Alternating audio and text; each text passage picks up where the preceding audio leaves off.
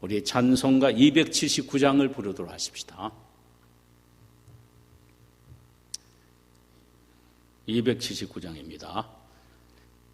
인내하신 곳에 주여 내가 비오니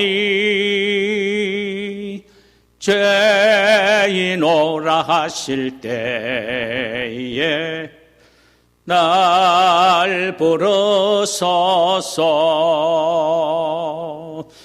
주여 주여 내가 비오니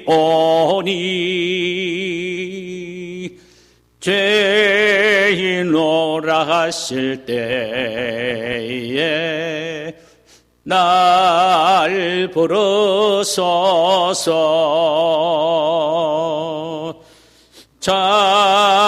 자비하신 보좌 앞에 엎드려 자복하고 회개하니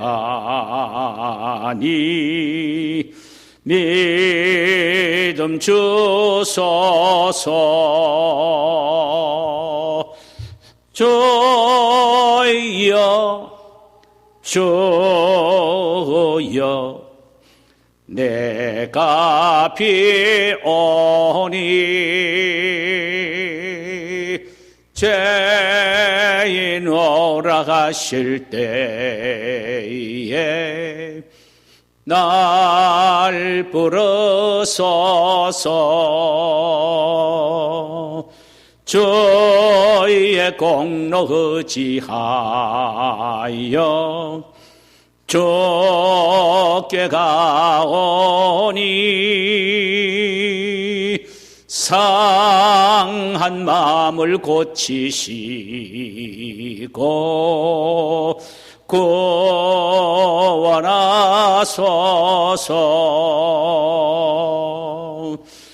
주여 주여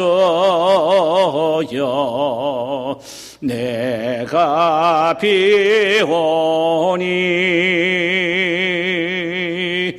죄인 오라 하실 때에 날 부르소서. 만복 근원 예수시여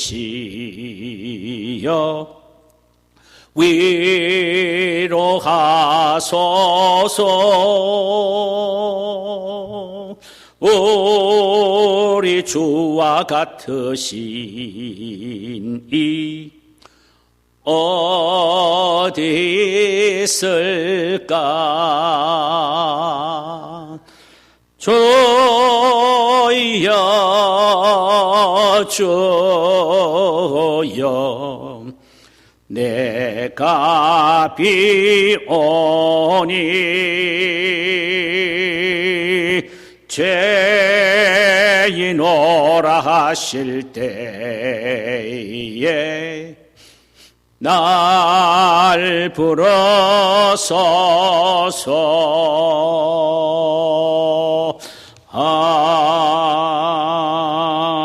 아멘. 우리 하나님의 말씀을 함께 보실까요? 하나님의 말씀은 야고보서 5장 7절에서 11절까지입니다. 우리 한 절씩 교독하도록 하십시다. 야고보서 5장 7절에서 11절까지입니다. 우리 한 절씩 교독하도록 하십시다. 그러므로 형제들아 주께서 강림하시기까지 길이 참으라. 보라 농부가 땅에서 나는 귀한 열매를 바라고 길이 참아 이른 비와 늦은 비를 기다리나니 너희도 가디 참고 마음을 굳게 하게 하라. 주의 강림이 가까우니라. 형제들아 서로 원망하지 말라. 그리하여야 심판을 면하리라. 보라 심판주가 문 밖에 서 계시니라. 형제들아 주의 이름으로 말한 선지자들을 고난과 오래 참음으로 본모로 삼으라. 함께 읽읍시다. 보라, 인내하는 자를 우리가 복되다 하나니 너희가 야곱의 인내를 들었고 주께서 주신 결말을 보았거니와 주는 가장 자비하시고 긍휼히 여기시는 이시니라. 아멘. 할렐루야. 오늘 이 말씀을 통하여 우리 주님이 우리 모두에게 은혜 주시기를 소원합니다. 말씀의 제목은 인내의 모본자 욥입니다. 본문은 야고보서 5장 7절에서 11절입니다. 야고보서의 중요한 핵심 가운데 하나라고 할 수 있는 것은 믿음은 행위와 별개가 아니라는 사실입니다. 믿음을 가지고 있느냐? 그렇다면 행위로서 그 믿음을 보여야, 이렇게 강조를 합니다. 그런데 야고보는 이 야고보서를 5장에서 탈고를 하기 전에 믿음을 가지고 있으면은 행위로 보여야 하는데 그 행위 두 가지를, 믿음의 증거이고 열매인 행위 두 가지를 말씀을 하고 있습니다. 하나는 길이 참는 인내요, 하나는 기도입니다. 오늘 이 시간에 길이 참는 인내에 대해서 한번 생각해 보기를 원합니다. 그리스도인에게 있어서 고난이란 필수적인 과정이며 믿음의 사람은 이 고난을 어떻게 대해야 할 것인가? 거기에 대한 명쾌한 대답은 인내로 맞이해야 한다는 것입니다. 그래서 야고보 사도는 묻고 있습니다. 너희들이 믿음의 사람이냐? 그렇다면 인내로서 고난을 이겨나감으로 믿음을 보이라고 말입니다. 이 사실을 오늘 본문 7절과 8절에서 이렇게 말씀합니다. 그러므로 형제들아, 주께서 강림하시기까지 길이 참으라. 보라, 농부가 땅에서 나는 귀한 열매를 바라고 길이 참아 이른 비와 느린 비를 기다리나니 너희도 길이 참고 마음을 굳게 하게 하라. 주의 강림이 가까우니라.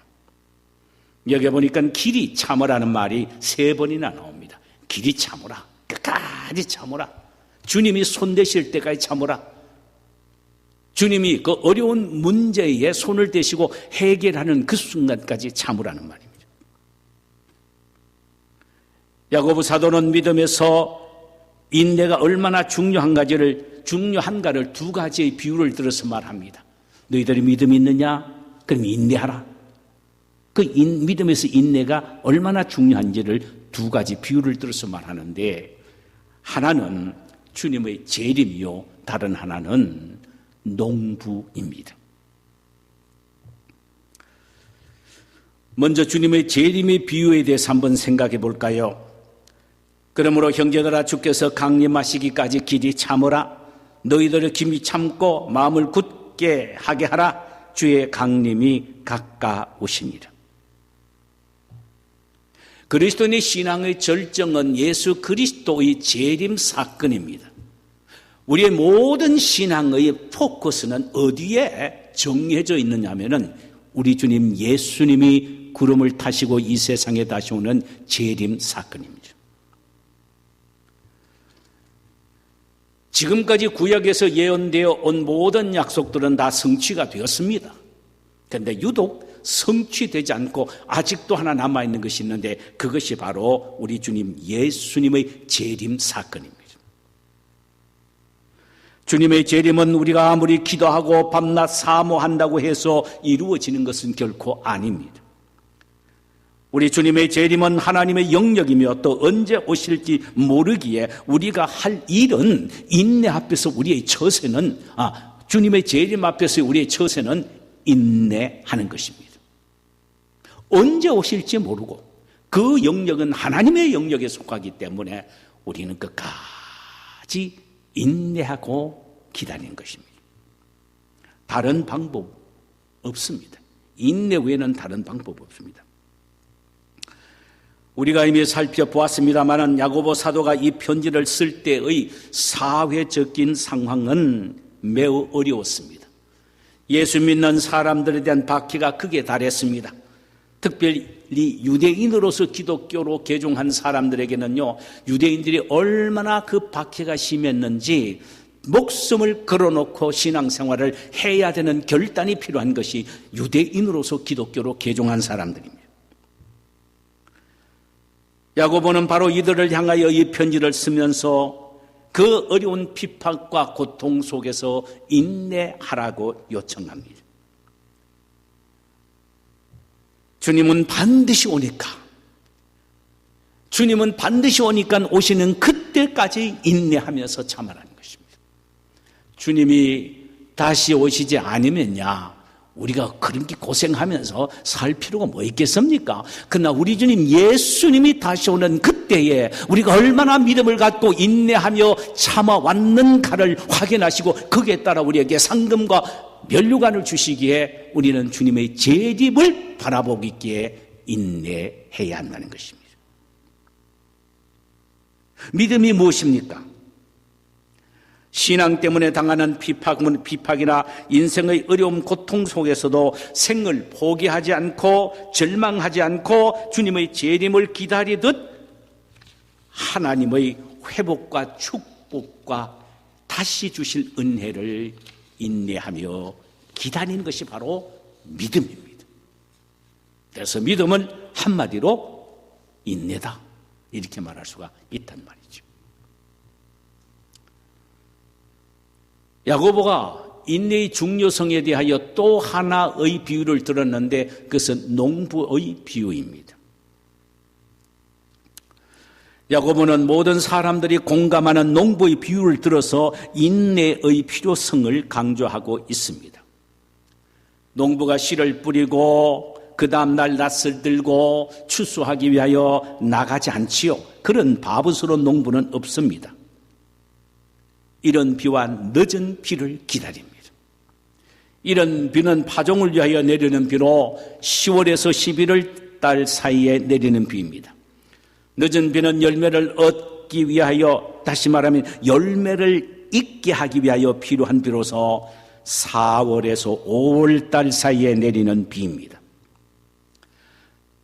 농부가 이런 땀과 눈물을 흘리며 인내하며 이런 비와 늦은 비를 때를 따라 기다리듯 그리스도인들의 신앙은 핍박과 환난 속에서도 이런 기다림의 마음을 갖고 인내해야 합니다. 이러한 기다림이 있고 나서야 하나님의 응답이 있고 하나님의 회복이 있고 하나님의 축복을 경험할 수가 있다는 것입니다. 인내가 없는 곳에는 하나님의 어떤 은혜도 어떤 축복도 경험할 수 없습니다. 구약에 보면은 많은 인내로서 승리한 사람 한 사람 또 있지요. 그 사람이 바로 다윗입니다. 내가 기다리고 기다렸더니 기가 막힐 웅덩이와 수렁에서 나를 끌어올려 내 발을 반석 위에서 내 걸음을 견고케 하셨도다. 그가 기다렸다는 말을 한 번 하는 거 아니에요. 내가 기다리고 또 기다렸더니 인내하고 인내했더니 기가 막힐 웅덩이와 수렁 가운데서도 내가 인내하고 기다리고 기다렸더니 주님께서 나의 인내를 보시고 나를 끌어올려 내 발을 반석 위에 세워 내 걸음을 뛰어다닐 정도로 견고케 하셨다라고 고백했습니다. 성경에 기록된 모든 말씀은 하나님의 약속입니다. 이 약속은 모든 기다림 속에서 이루어진다는 사실을 우리는 잊지 말아야 합니다. 메시아의 탄생도 탄생에 대한 약속도 기다림 속에 이루어졌고 성령 강림에 대한 약속도 기다림 속에 이루어졌습니다. 예수님의 재림의 약속도 기다림 속에 반드시 이루어지게 될 것입니다. 할렐루야. 그리고 하나님의 회복과 축복의 약속도 하나님이 우리의 어려움과 낙심과 좌절 속에 있는 우리를 향하여 다시 일으켜 세우시고 회복시켜 주시겠다는 이 약속도 기다림 속에서 반드시 이루어질 줄 믿습니다.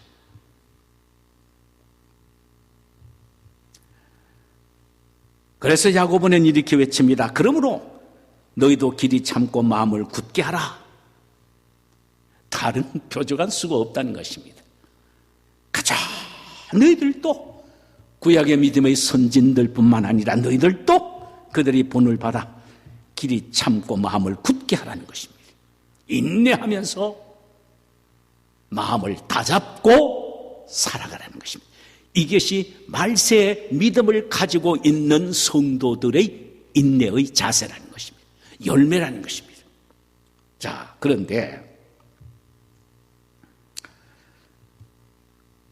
왜 사람들은 그럼에도 실패하느냐? 모든 실패의 원인은 인내하지 못하고 조급하기 때문에 일어나는 불순물이라는 것입니다. 즉 하나님이 정해놓으신 그때까지 참고 기다리라는 것입니다. 그런데 인내를 흔들어 놓는 것은 우리의 마음이기에 마음을 굳게 하라고 했습니다. 중요합니다.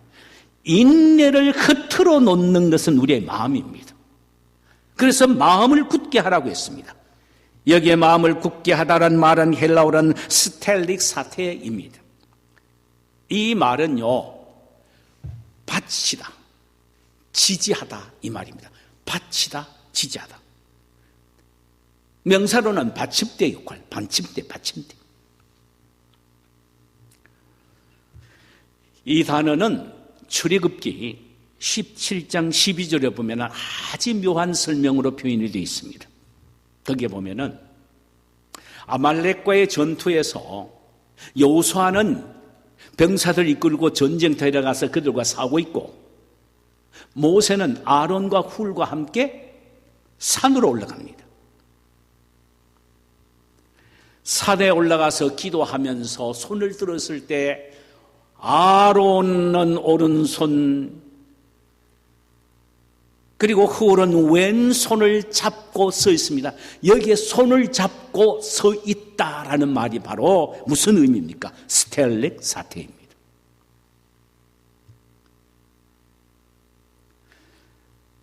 아론과 훌이 모세의 손을 잡고 서 있었기 때문에 아말렉과의 전투에서 이스라엘이 승리한 것입니다. 이처럼 인내로 마음을 묶어서 마음이 인내에서 떨어지지 않게 해야 한다는 것입니다. 아론과 훌의 팔이 모세를 붙잡아서 떠받쳐줬듯이 인내로 우리 마음을 묶어서 마음이 인내에서 떨어지지 않게 해야 된다는 것입니다.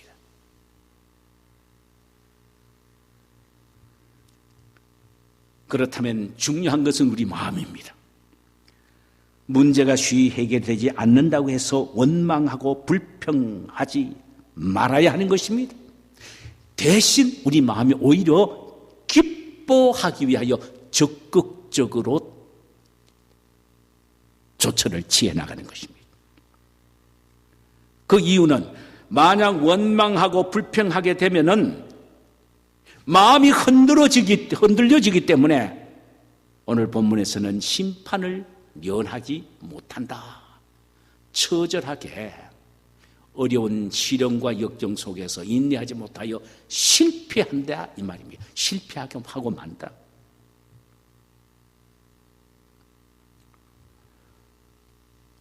지금 심판자가 문 밖에 서서 문을 두드릴 정도로 주님의 강림이 가까웠기 때문에 절대로 인내를 포기함으로 낭패당한 일이 없게 해야 한다는 것입니다. 끝까지 인내하여 영광과 축복과 회복을 누리는 성도가 되어야 된다는 것입니다. 구약 선지자들이 다 그러했다라는 것입니다. 그러므로 우리는 인내로 우리의 마음을 꽉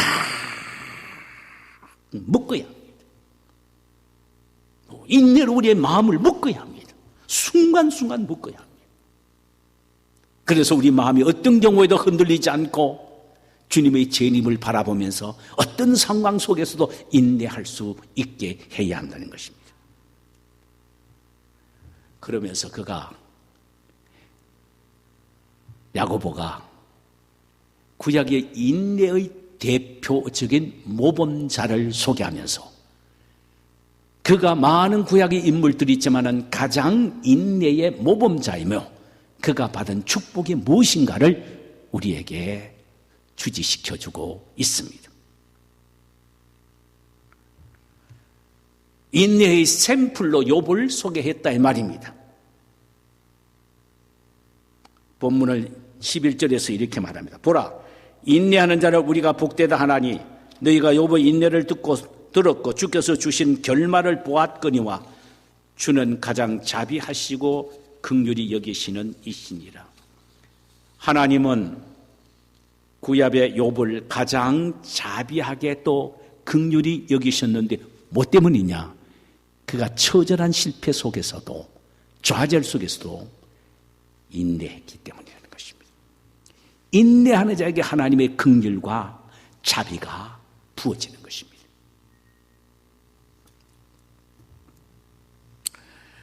욥기서 1장에 보면은 욥의 맹세서와 또 그가 잃어버린 상실에 대한 이야기가 잘 소개되고 있습니다.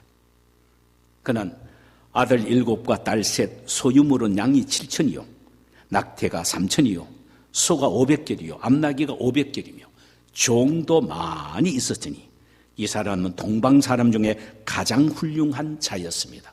톱가돌, 이 말은 가장 부자고 모든 면에서 뛰어난 사람이다. 톱가돌.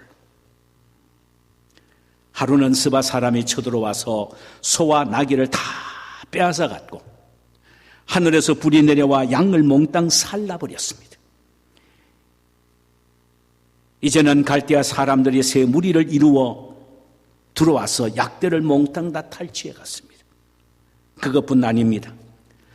자녀 10남매가 맏형의 집에서 생리를 맞이하여 식사를 하는 가운데에 광야에서 갑자기 태풍이 불어 그 집을 강탐으로 그 집이 무너져 자녀 10남매가 몽땅 다 몰살당했습니다. 이런 비극적인 일들은 하루 사이에 일어난 사건이었습니다. 그것으로 끝나지 않았습니다. 자신의 몸은 문둥병으로 제 위에 뒹굴며 기왓장으로 푹푹 끓고 있습니다. 그 처참한 모습을 본 그의 아내가 남편을 향하여 당신이 믿는 하나님이 당신을 이렇게 만들어서 그 하나님을 당신 정말 믿으시오? 차라리 그 하나님을 저주하고 죽으시오 한마디 내뱉고는 도망쳐버리고 맙니다. 지금 그에게 있는 것은 아무것도 없습니다. 병든 육체뿐입니다. 그 가운데 그가 취했던 게 뭔지 아십니까? 인내입니다. 인내.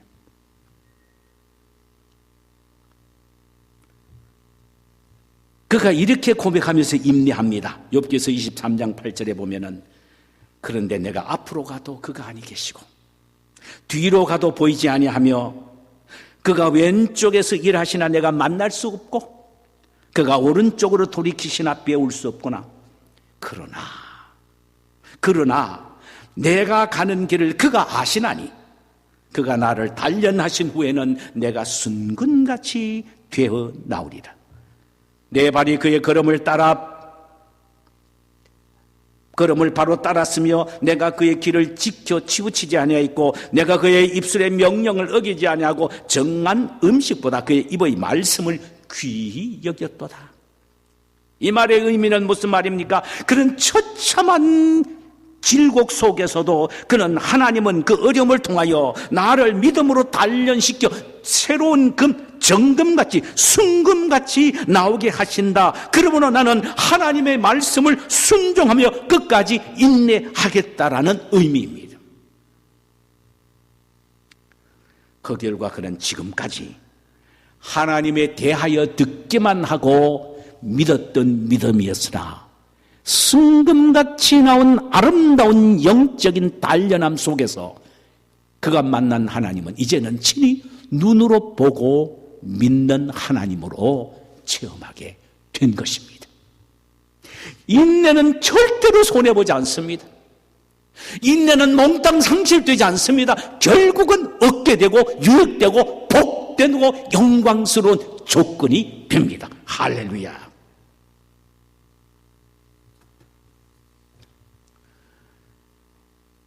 영적으로만 끝났습니까? 영적인 축복으로만 끝났습니까? 아닙니다. 그의 받은 축복은 그것으로 끝나지 않습니다. 물질적으로는 배나 복을 받았고 자녀 10남매를 또 얻게 되었습니다. 아내가 돌아왔으니 얻었죠. 이것이 바로 인내로서 받은 욥의 축복의 내용들입니다. 성도 여러분, 오늘 또 우리에게 하나님이 요구하시고 성령이 우리 속에서 요구하시는 것은 얘들아, 어떤 경우에도 너희들이 인내해라.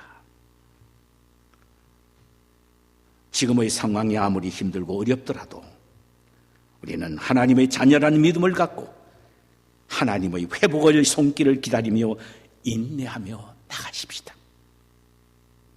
인내에는 결코 후회나 손해됨이 없습니다. 욥의 하나님이 우리의 하나님이시고 인내하는 욥에게 축복을 주시는 하나님이 인내하는 우리에게도 복을 주실 줄 믿습니다.